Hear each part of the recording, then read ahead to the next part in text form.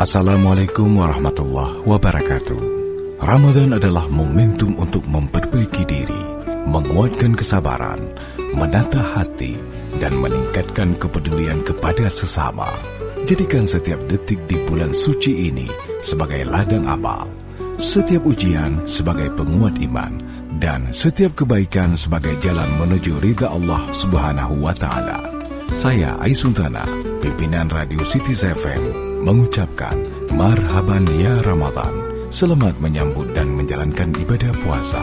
Semoga bulan suci ini membawa keberkahan, kesehatan, serta kedamaian bagi kita semua.